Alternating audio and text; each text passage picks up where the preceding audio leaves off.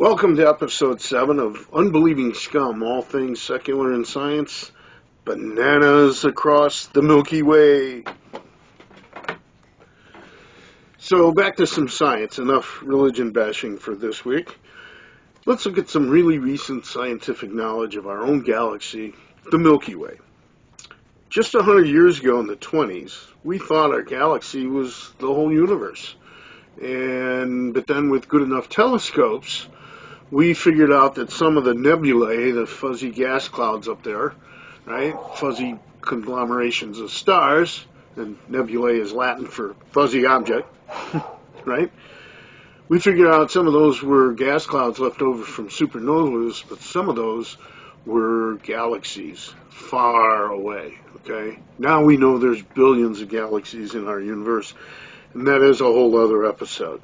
So let's look at our own galactic home a little bit, eh? Our Milky Way is roughly 100,000 light years across, okay? You can see one band of it in the night sky looking southward towards the galactic center.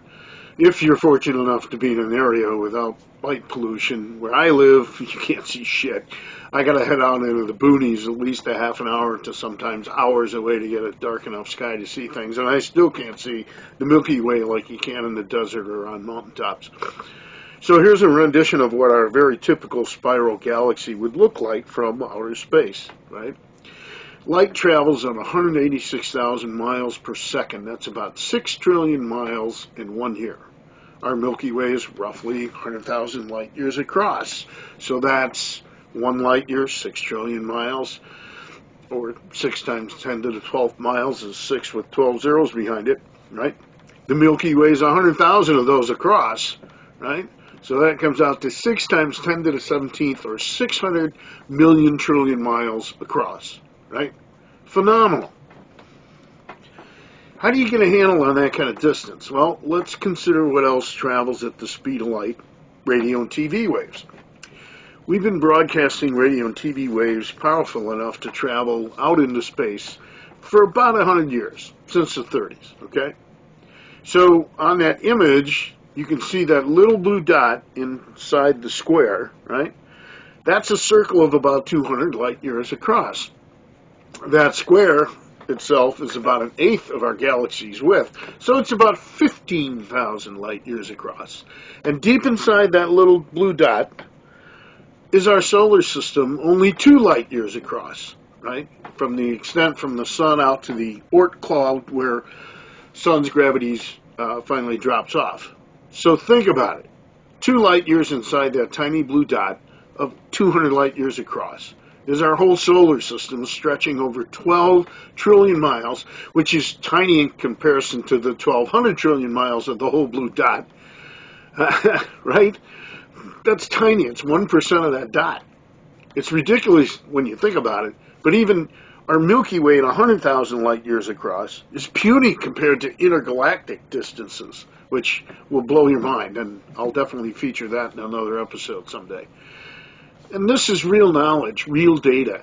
So much more awesome and fulfilling and phenomenal and moving than silly, stupid myths of the bad behavior of petty human-like gods. Beats the hell out of old primitive attempts to explain the world, right?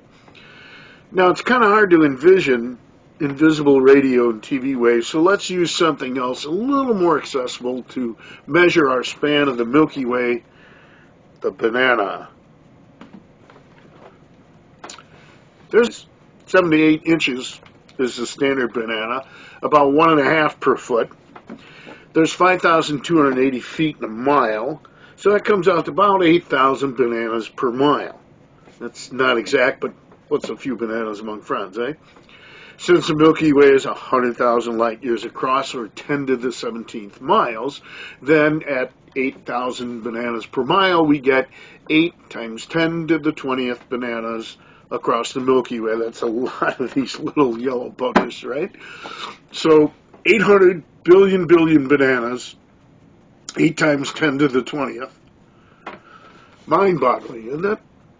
And it's hard to fathom that big a number. It really is.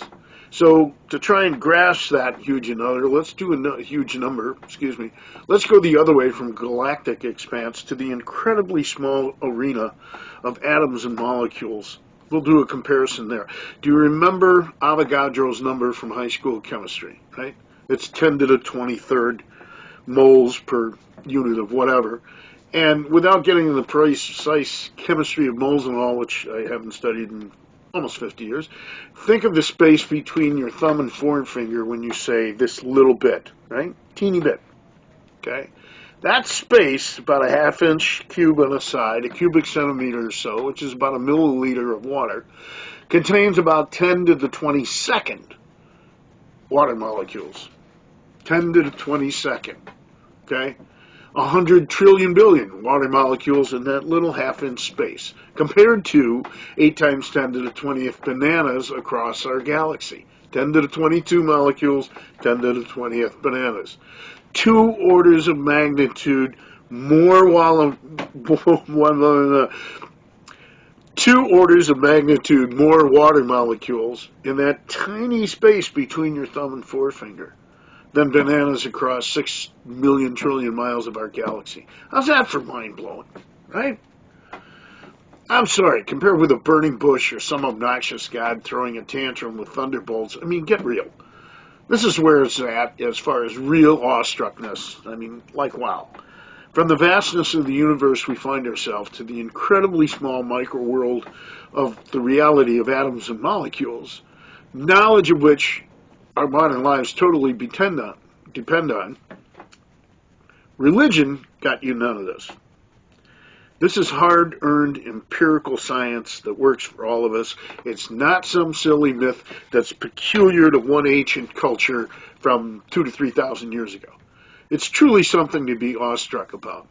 There's more water molecules right here than bananas across the galaxy. Let's try that again. There's more water molecules right here than bananas across our galaxies.